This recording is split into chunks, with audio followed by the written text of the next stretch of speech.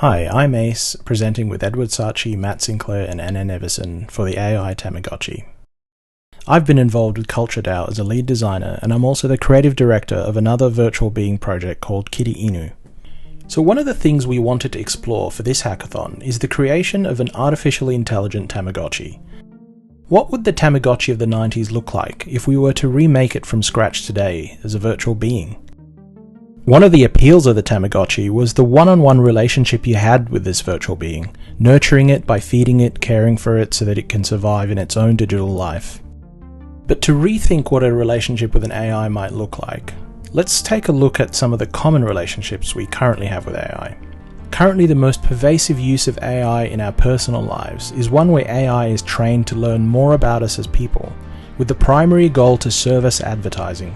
This is kind of like an all-seeing, all-knowing, godlike AI that is constantly watching over us. Another common relationship we might have with virtual beings is a one-on-one relationship, like with Alexa or Siri, where we communicate to it in a private or semi-private space like our home. But as the saying goes, it takes a village to raise a child. So instead of a single AI watching over us or communicating one-on-one with an AI, we wanted to explore the relationship between an entire community and a single AI virtual being. One where we would all share a collective experience with the same being, and one where it would learn about us as a society from its experience as a member of it. If we look at Maslow's hierarchy of needs for the Tamagotchi of the 90s, the needs for survival included being fed and cared for. What might the needs of a modern-day AI Tamagotchi be? Which brought us to the question, what if an AI being could feel and respond to the world around us? To empathize and reflect the emotions of the community that surrounds it, and in turn, teaching us more about ourselves. So instead of Facebook asking us what's on our mind, what if we asked what was on its mind?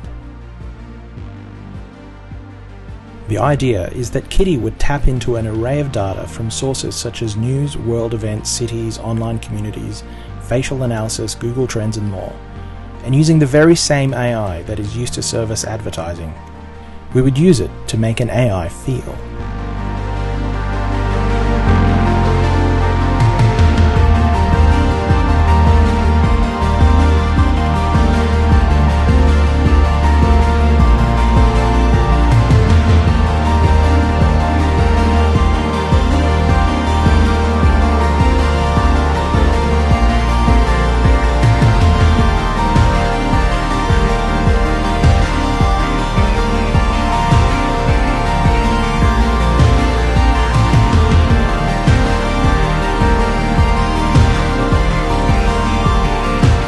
How do you cheer up a sad kitty?